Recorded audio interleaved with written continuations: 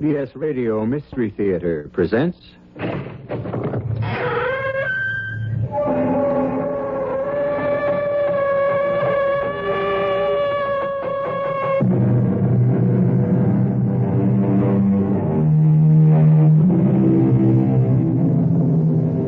Come in. Welcome. I'm E.G. Marshall, your host for another adventure so strange and so chilling that we dare say you'll get little sleep this night.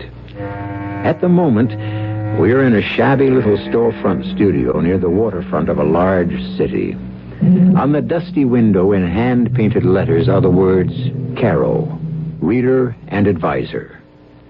Reader and Advisor, a comfort to thousands who believe in their powers, and a fraud to the thousands who laugh them off as ridiculous. Martha Hawthorne, however, is one of the thousands who believe, and at the moment, she is seeking help for a desperate situation. Well, Caro?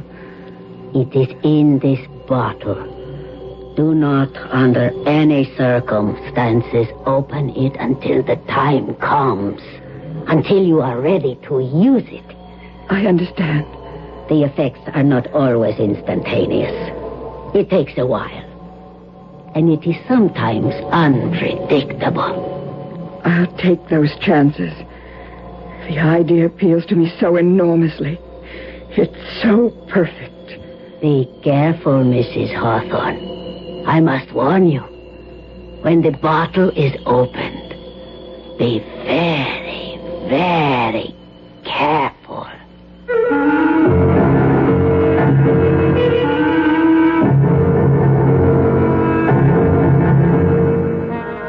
Our mystery drama, Black Widow, was written especially for the Radio Mystery Theater by Bob Juran and stars Robert Dryden and E.V. Juster. It is sponsored in part by Anheuser-Busch Incorporated, brewers of Budweiser. I'll be back shortly with Act One.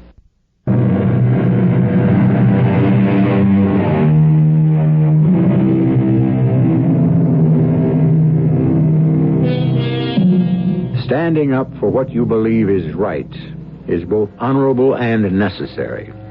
And it also can be dangerous, particularly if your adversary has very little scruples and a lot to lose should you have your way. Such is the case with John Hawthorne, a top-notch mechanic whose father before him took pride in his work, his friends, and his trade union. And John intends to bring back those better days and stand for what his father stood for. Hello. Hello, John. What do you want, Max? I don't like the noises you've been making with the rake and file. You know where I stand. I'm beginning to, yes. It's come to my attention that, you're even thinking of running for union president. Not thinking anymore, Max. Am running. That's my job. Why waste your time? You know you can't win. I know that damn near the whole membership is fed up with you and that so-called business manager of yours. You see, Max, what I've got that you haven't is the membership on my side. A membership? Don't act so naive, John. They don't have any say in the union's affairs. You're right there, Max. And that's been the whole trouble. I intend to give this union back to the members. We'll see. Let's talk about it in person. After the meeting next Friday. No, there's no talking to you, Max. We've been trying to talk for 2 years, but you run things your way, and we're fed up with it. All right, John. Don't get excited. You'll run for president and see what it gets you. I wondered when Max would start getting worried. He's not worried, Martha. I am. That makes two of us. I'm proud of your guts, John. But we both know who Max has behind him, and they play rough.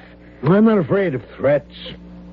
I'm just worried that maybe I can't carry it off. I still wish you'd reconsider. You have to do what you think is right. I don't want to be a hero's widow, but... No. They wouldn't try anything like that. Oh, I expect a little rough stuff, maybe, but I've got my eyes open. And I've got my protection, too. Oh, John, is it worth it? What's it going to do to Lillian and me? Nobody's going to get hurt, except Max Conger. He's never had a serious challenge to his authority. We're a small, independent mechanics union that used to be great until Max Conger and his friends got their claws into us. I know you've been upset about it for months. But let someone else carry the standard. I have to, Martha. My father was shop steward for years, and now me. The guys just look to me to do it. Well, I can't say I'm not proud of you. I guess I wouldn't want you any other way. I'm home. Hi, Lillian. Hello, baby. You home for supper? If it's quick, Neil's picking me up at 7. Where are you two heading tonight? Roller skating, believe it or not. We're meeting June and Fred there. Aren't they old for roller skating? I'll get it. Hello? Hello, Mrs. Hawthorne. Hank Thomas here. Oh, yes, Hank. You want John? If he's not busy. Yeah, I'll take it, Mother. Yeah, Hank. John, I've got to call a shop stewards meeting tonight. I know it's last minute. Can you make it? You know I can. Well, we're running into a problem at the Campbell shop over in Florence. We've got things to work out. What's the Campbell shop got to do with us? Well, we're all union brothers. Yeah, and it suits your purpose. Okay, John, I know about your talk with Max a little while ago. When you win the election, you can do things your way. Until then, we'll do it mine, okay? See you at 8. Yeah. Okay, Hank.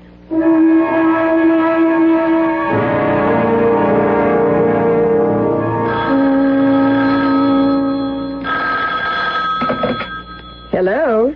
Hello, Mrs. Hawthorne. Hank Thomas again. I hope John hasn't left yet. Oh, he did. About 10 minutes ago. Oh, too bad. I had to postpone that meeting tonight, and I hoped I could catch him. He's on his way to the Union Hall now. Well, I'll see him and send him home. Sorry about the inconvenience. I don't think John will mind. Well, bye, Miss Hawthorne. Goodbye.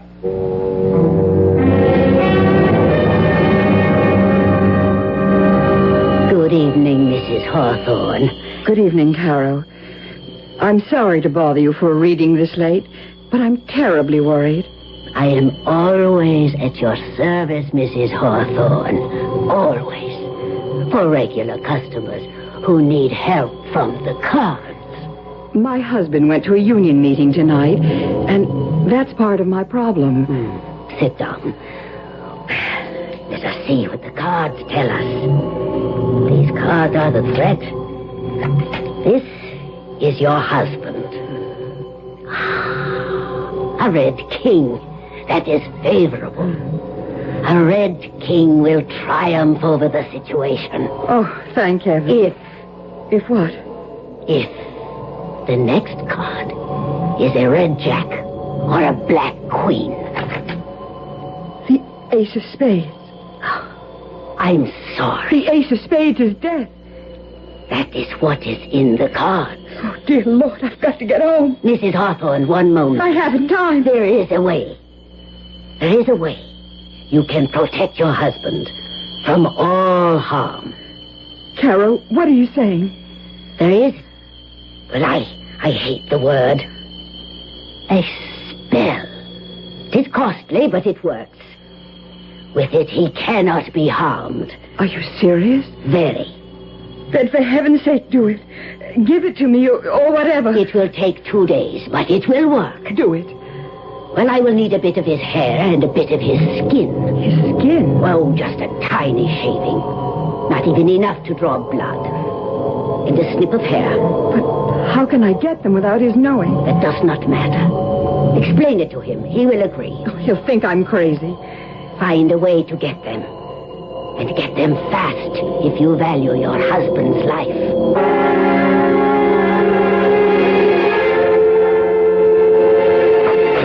John? It's me, Mother. Where'd Dad go? To a shop steward's meeting. But after he left, Hank Thomas called to say it was canceled. I thought your father would be home long before this. Oh, they probably went for a drink. They usually do. But the meeting was called off. I'm so... Mother, what is it? You're shaking. Lillian, your father's in danger. Oh, Mother, have you been seeing that Carol person again? I had to. I had to know what would happen with this union business. Oh, Dad can handle himself, and you know it. What did your advisor say? You mustn't tell anyone, Lillian. She's going to give me a spell to protect your father. A spell? I don't like seeing you this way. Believing something like this would work. Well, it's voodoo, or worse. It's not going to protect Dad. It's making a wreck out of you. This union business is making a wreck out of me. If I can find a way to stop it, I will. Well, this isn't the way to stop it. With witches' spells and... John forgot his key. Not a word to him about this. Well, how is the... Oh. Miss Hawthorne? Yes? Lieutenant Carey, 14th Precinct. What's happened? John? What is it, Mother? Police, ma'am. Mr. Hawthorne met with an accident. Oh, no. I'm too late. Oh, what happened? Hit and run, apparently. No witnesses. Oh, how bad. I'm his daughter. Fatal. I'm sorry. Will you come with me, please? Oh, Mother. I was too late. I was too late. Give us a minute, please. Oh, of course. I'll be outside. Mother, we have to go to police headquarters. He's dead. And I was too late. Mother, please. It's hard for us. We have to go.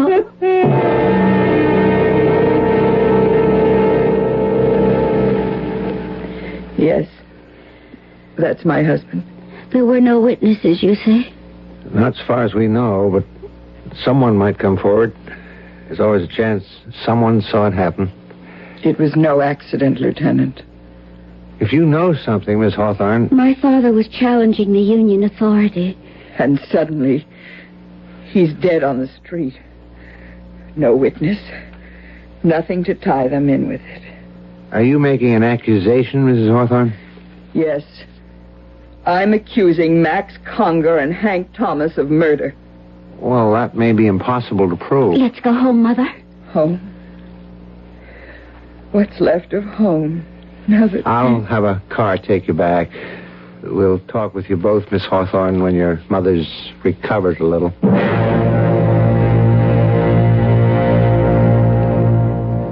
There's absolutely nothing to link those two men with this case, Miss Hawthorne. I realize that. Well, there's always a chance, as I said, of someone coming forward. Oh, I doubt it. But it would take that, I'm afraid, to pull Mother out of her shock. Could I see her? Perhaps a different face. Of course.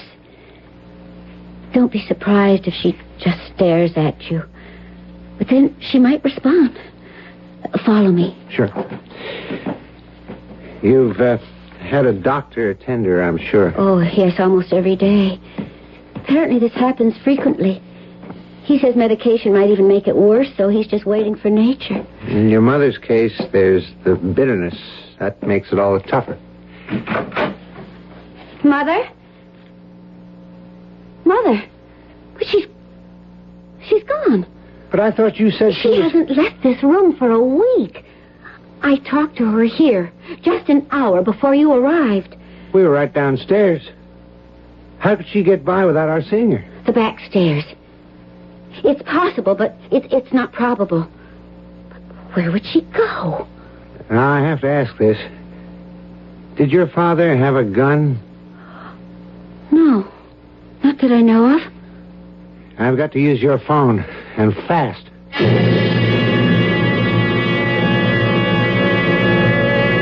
A tortured mind is prey to 1,000 tormenting thoughts. And a grief-stricken widow, embittered by what she believes was the murder of her husband, is prey to a host of sinister motivations. We'll learn what's motivating Martha Hawthorne and to what action when I return shortly with Act 2.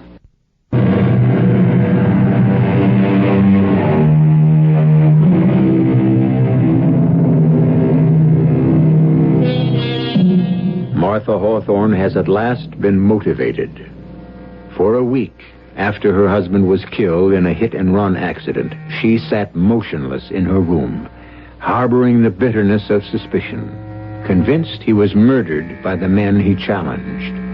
But for Martha Hawthorne, there was no way to prove it. Now, dressed entirely in black with a widow's veil, she seeks the help she so desperately wants. Sit down, Mrs. Hawthorne. Well, I was sorry to hear of your husband. We were too late, it seems. They didn't give me a chance to protect him. Are you so certain these men were responsible? I'm certain. Then would not the police be the ones? The police can't do anything. There's no proof, no witnesses. That's why I'm here. I want revenge. If it is in the cards, perhaps. Not the cards. You know what I want. Yes. One that will be as foolproof as theirs. Are you sure? I'm certain. Mrs. Hawthorne, please listen. I have been your advisor for almost 3 years. You are a gentlewoman. What you are doing now is out of grief and bitterness. Wait a month, and I will not wait. Very well. There is a very effective method, and you would be above suspicion. Exactly what I want. There is some risk to you. That doesn't matter. Come back tomorrow. I shall have it ready. It is in this black bottle. Do not, under any circumstances, open it until the time comes. Until you are ready to use it. I understand. The effects are not instantaneous. It takes a while. And it is sometimes unpredictable. I'll take those chances. The idea appeals to me so enormously. It is so perfect. Be careful, Mrs. Hawthorne. I must warn you. When the bottle is opened, be very, very careful. Martha, come in. I hope I'm not interrupting anything, Max. Of course not. I imagine you're surprised to see me. You're always welcome here, Martha. You know how I felt about John's death. Your flowers were very thoughtful. Hit and run's a cowardly thing. If we can find out who killed John and just left him But there... he's conveniently out of your way now. Wouldn't you say whoever did it did you a favor? Martha, what a thing to say. John was a fine man. But still a threat to you. And your position. We had our differences, yes, but to say that... You don't fool me, Max. Oh, I don't say you were driving the car. But John's death was no accident, and you know it. You arranged it. You're taking chances with that attractive mouth of yours, Martha. What you mean is I'll be next? This is ridiculous, Martha. I wouldn't threaten you. Nor are you. But if a certain piece of evidence I have proves to be right, I'll drop the proof of John's murder right in your lap. What evidence? That's my secret. It's in my garage. You'd know it if you saw it. And it points right to you and Hank Thomas. I don't believe you. That doesn't concern me. I came here, Max, because I want you to know I'm not making wild accusations. When I can prove it, and I know I can, I'll do what's fair and right. Go ahead. You think you can tie me or Hank into this? Go ahead. You're going to be very sorry, though. Oh, no, I'm not, Max. You are. Martha.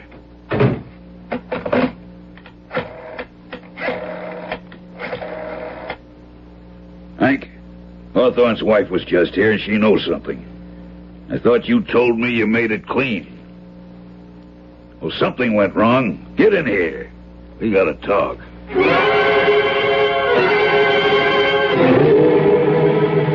Mother, why can't we have the lights on? And why have you been pacing by that window for an hour? You'll know when it happens, Lillian. And I'm pretty sure it will. Why don't you tell me? Wait. There.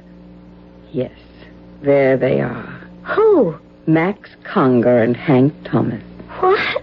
They're heading for the garage. I knew it. Mother, I insist on knowing what's going on. That's it, Max. Come into my parlor, little flies. I'm ready for you now. I knew you'd prove your guilt. Mother, should I call the police? No. Stay right here by the window. Keep watching the garage. Watch everything they do. I'll be back in a few moments. Where are you going? Never mind. Just stay here and don't leave the window, whatever you do.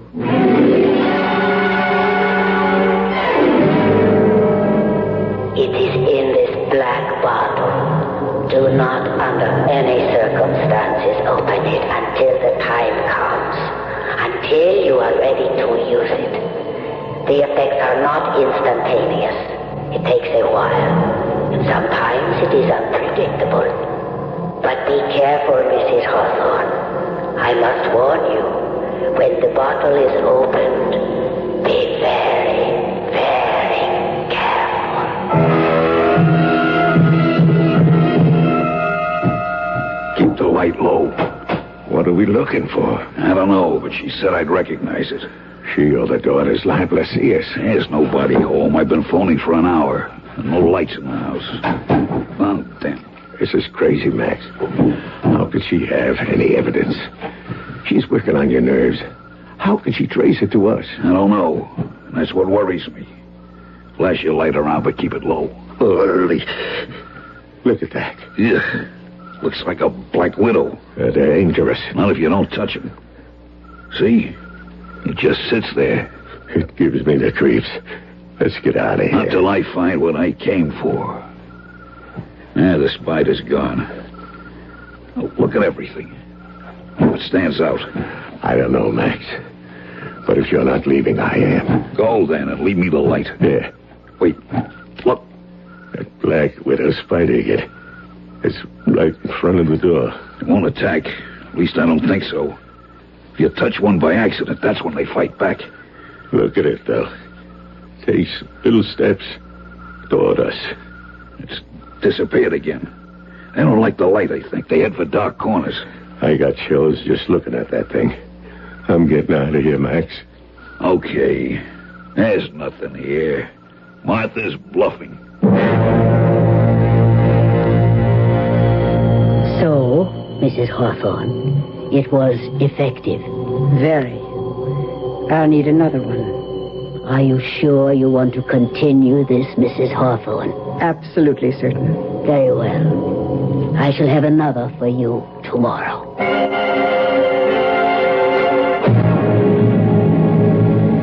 I hope you don't mind my calling on you at home, Max. It's all right, Martha. Come into the study. I've decided not to pursue this any longer, Max. I'm not sure I can make my evidence stick. Sit down, Martha. Let's be friends. John and I were.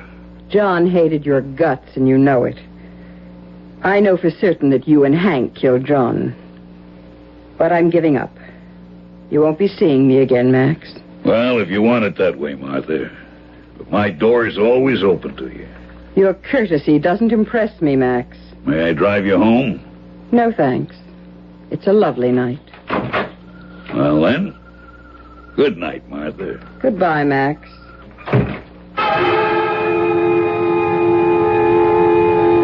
Be careful, Mrs. Hawthorne. I must warn you. When the bottle is opened, be very, very careful. I'll be careful. Here's to your health, Max.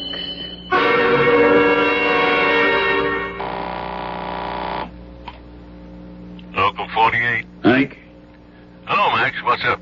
I just had a visitor. Martha Hawthorne. Oh? She's giving up. She knows she can't prove anything. She's finally admitting it. There's still that nosy detective to deal with. He hasn't got a... Oh! Max, what's the matter? Good Lord. Max, what is it? A black spider just landed on my desk. A spider? It's... It's a Black Widow. Hit it with the phone. Going up the lamp. Max, you gotta kill it. I can't move, Hank. I can't move. It's so hideous. Oh. Max, do something. It jumped. It's on my neck. Ah! Get off. Get off. Max. It Max. bit me. I'm bitten. Max. Oh, get an ambulance.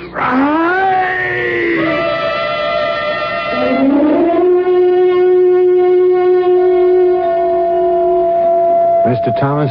Yeah. I'm Lieutenant Carey, 14th Precinct. I called on you after John Hawthorne's death. Yes, sir. I'd like some information. So would I. I want to know how Max is. Why don't they tell me? Mr. Conger died 10 minutes ago.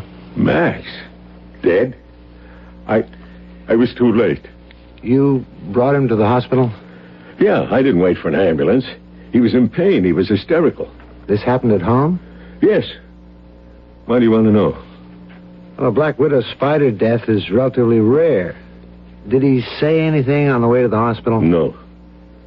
Where was he when it happened? In his den. He called me from there. And I found him on the floor. Huh. That's unusual. Black Widows rarely come out like that. They generally stay in their dark corners. Well, this one didn't. It was awful hearing Max scream like that. I'll never forget it. Wait a minute, Lieutenant. What is it? She couldn't have... No. Who? Martha Hawthorne. She visited Max last night. The hit-and-run victim's widow? Yes. Well, you think there's a connection? Well, it's crazy. It's wild. Mrs. Hawthorne accused Max and me of her husband's death. Yeah, I know. And last night she went to Max and told him she was, well, withdrawing the accusation. So? She was there. And then Max... Are you suggesting Mrs. Hawthorne brought a Black Widow spider into his home? It's impossible. But she was there. I'll have a talk with Mrs. Hawthorne. Since you say she was evidently the last person to see Max Conger alive. Back again, Mrs. Hawthorne. Well, I read of the man's death in the paper. You think me a murderer, Carol? No. I'm an executioner. That man killed my husband. And I'm not quite finished, Carol. I'll need one more. Just one more.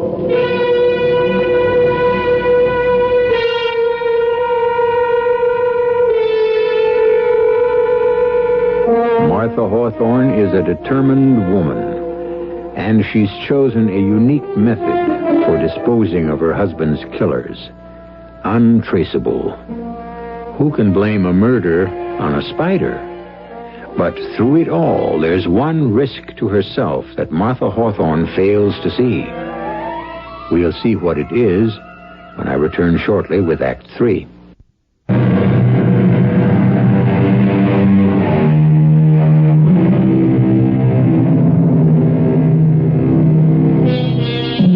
Will you walk into my parlor, said the spider to the fly. 'Tis the prettiest little parlor that you ever did spy. Oh, no, no, said the little fly, to ask me is in vain, for who goes up your winding stair can ne'er come down again. Martha Hawthorne, still bent on avenging her husband's death, has one more victim of her bitterness to dispose of. But the victim is beginning to fear for his life and has suggested to Police Lieutenant Carey that there may be some connection between Martha Hawthorne's visit to Max Conger and Max's subsequent death. How can I help you, Lieutenant Carey? It's about the death of Max Conger. That was dreadful. I make no pretense of liking Max, but I was shocked when I read of his awful death. A spider, oof. Mr. Conger's associate, Mr. Thomas, says you visited him that night. I did, that's true. I told Max I was through accusing him. You know the story. We're still investigating that case, Miss Hawthorne. I'm trying to forget it. Why don't you? No, we don't forget hit and run.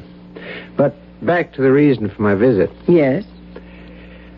I don't know how to say this, but you visited Max Conger, and a short time later, he was bitten by a deadly spider.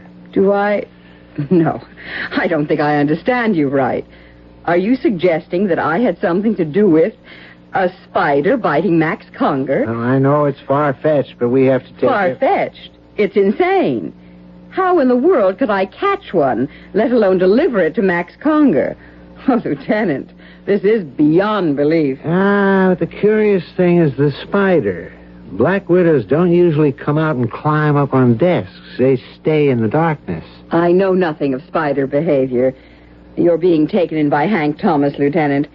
He thinks because I accused them that I'm responsible for everything that might happen to them. You're right. Mr. Thomas is oversensitive, and that, coupled with my own curiosity, I hope you'll forgive me. I won't trouble you again. I hope not, Lieutenant. I'm finished with the whole business. I'm moving away from here as far as I can. I think you're wise to do that, Mrs. Hawthorne. Bitterness can really eat you up. I know. I've seen it.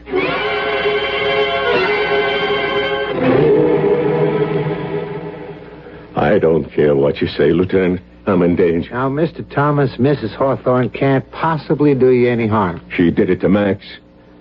Why are you so sure Mrs. Hawthorne is out to get you, as you put it? Well, she's a hysterical, bitter woman. And a threat to me. No, not Miss Hawthorne, Mr. Thomas. But someone is. What? The reason I'm pursuing this is because there is something strange. Two members of the same union meet with accidental deaths within 2 weeks of each other. There's no one sabotaging the union. John Hawthorne had an accident. His hysterical wife's making waves. Now, if you won't protect me from Martha, I'll set up my own defense. She told me she was forgetting the whole thing. Yeah, she told that to Max Conger. And look what happened to him. There's no way of... Not for you, maybe. But I know different. That spider was no accident. All right, I'll tell you what I'm going to do, Mr. Thomas. I'm going to post a guard at your home and your office. No one, including Mrs. Hawthorne, will be able to approach you. That makes me feel better. But I can't do it indefinitely. It's just until I can make heads or tails out of this whole thing. Good afternoon. I'd like to see Mr. Thomas. Sorry, no one's permitted in the office, ma'am. Why, a police guard. Has something happened to Mr. Thomas? Lieutenant Carey's orders. No one's allowed to see Mr. Thomas. He's all right, then. Yes, and Lieutenant Carey intends to keep him that way. But I don't understand. I've known Mr. Thomas for years. I'm Martha Hawthorne. Oh, yeah. Well, sorry, Mrs. Hawthorne, but he said you particularly were to be kept out. I'm very sorry for him. He must be living in terrible fear. Can you imagine anyone being afraid of me? Excuse me. Yes, sir? Oh, it's you. Where's my secretary? She's gone to lunch, sir. Well, when she gets back, I'm going home. Yes, sir. Hank, what's the trouble? Who's out there? It's me, Martha. Leave, Martha, now. Oh, Hank, please. Hank? Hank? What's he doing in there? You all right, Mr. Thomas? I'm all right. He's moving furniture against the door. Oh, no, it's pitiful to see someone so frightened. There's no danger, Mr. Thomas. Not anymore. I've got the door barricaded. I'll send her away. I'll leave now. There's no use. Mrs. Hawthorne's leaving now, sir. I feel sorry for him. I really do. So terribly sorry.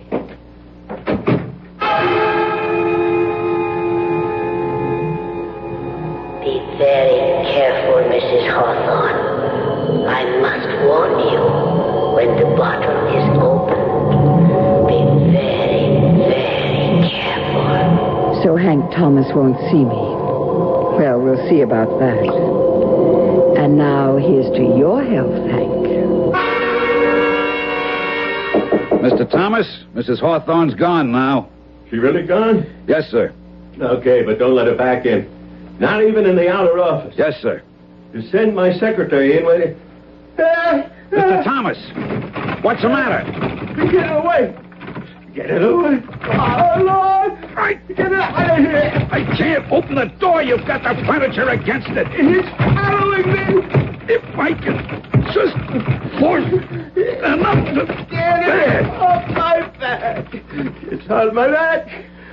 I can't get it off. Hold still. I'll get it. Good Lord, it's a Black Widow. Get it off. Get it off. Got it. I'll call an ambulance fast.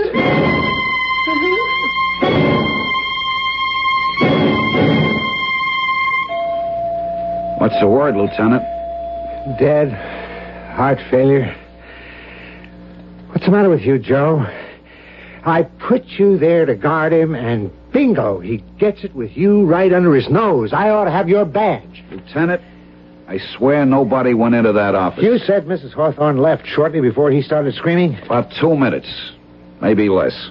While she was there, in the outer office, did you see her take anything from her purse? Oh, not a thing. I can swear to it. She wasn't there more than a minute. He told her to leave. And she never went into his private office? I wouldn't have let her. Your orders. Besides, Mr. Thomas had a chair pushed in front of the door. That's why it took me so long to get to him. I don't understand it. I just don't... Mrs. Hawthorne left the outer office. She went into the hall. Then about 2 minutes later, Mr. Thomas screamed. That's right.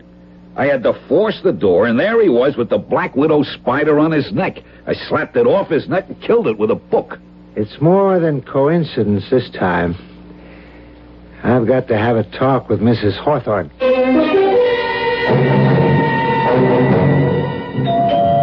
Coming. Who is it? Lieutenant Carey. Oh, hello, Lieutenant. Miss Hawthorne, I must speak with your mother right away. Oh, she's not here. Did you know she visited Hank Thomas' office this afternoon? No. I got home at 6. Mother wasn't here and there wasn't any note. I just assumed she'd gone shopping or something. Hank Thomas died from a heart attack after being bitten by a Black Widow spider. Oh, my heavens, no. It happened minutes after your mother was there. From what I can learn from my guard, your mother never went near the private office. Well, then...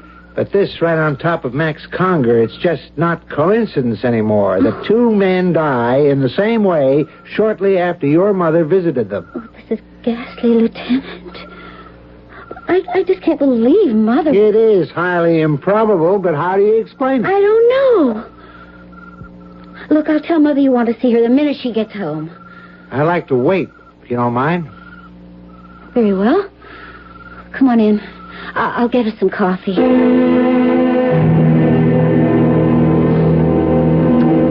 not like Mother to be gone so long without phoning. It's 9 o'clock. Is there a friend she might have visited? Oh, several. I could call... Yeah, maybe you'd better. Because in 10 minutes, I'm going to put out an all points on her. Oh, there she is. Hello, Mother? Oh. No, she's not here. Who? Oh, yes, I know. Urgent? Why? Oh, then Mother hasn't been there today. Yes, I'll have her call you. Who was that? Mother's reader and advisor. Someone named Caro. Well, she's been going to her for years. Oh, one of those spooks? Oh, Mother believes her. Unless she's checked with Caro, she won't... Oh, wait a minute. Oh, dear Lord. I wonder... What is it? Well, when Mother thought Dad was in danger, she told me this Caro was going to give her a spell. A spell? Yes, a spell to protect him. I just laughed it off. I mean, advice from the cards is one thing, but could this have anything to do with the spiders? Where is this Carol? Well, I don't know exactly. Somewhere near the waterfront, I know that. I'll find her.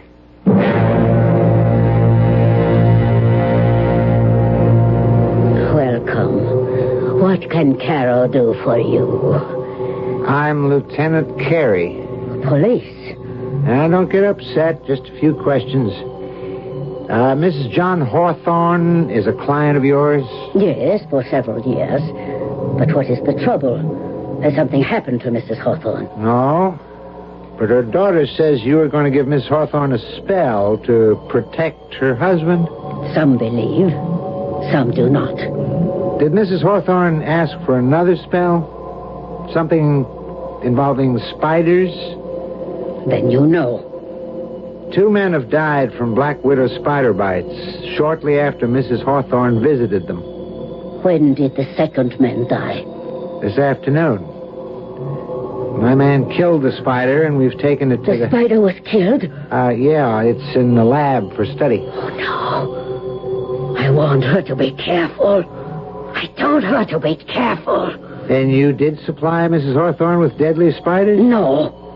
But you're saying... I did not give Mrs. Hawthorne spiders. Well, what did you do, then? It's obvious that this whole thing started here. She came to me for a deadly weapon, yes. She wanted revenge. And you gave her the spider? No! I told you I did not. How could an ordinary spider be depended on to do what she asked? Yeah. That's been bothering me.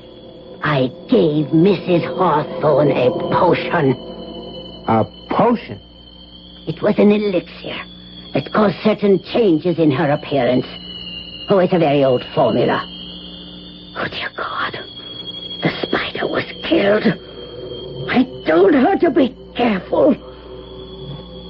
Lieutenant, you will not see Mrs. Hawthorne again. What are you saying? Must I spell it out, Lieutenant, word for word? The potion, for a short period of time, actually turned Mrs. Hawthorne into a...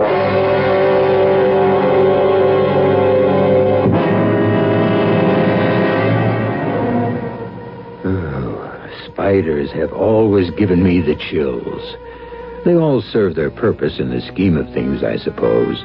But I'm glad they prefer to stay in their dark corners. Most of them, at least. I prefer to give them a wide berth, and I'd suggest you do the same in the future. I might also suggest that you think twice before killing one again. You never can tell. It might just be someone you know. I'll be back shortly.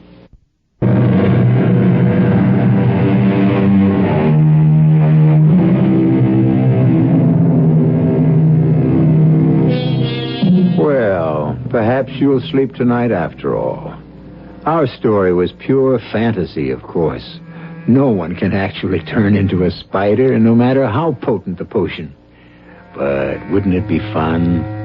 You wouldn't have to worry about the fuel shortage, the energy crisis, or inflation. Just where your next fly was coming from. It is fun to stretch our imaginations, though, isn't it? And that, of course, is what Radio Mystery Theater is all about. Our cast included Robert Dryden, Evie Juster, Hetty Galen, Jackson Beck, and Dan Acco. The entire production was under the direction of Hyman Brown. This is E.G. Marshall inviting you to return to our Mystery Theater for another adventure in the macabre. Until next time, pleasant dreams.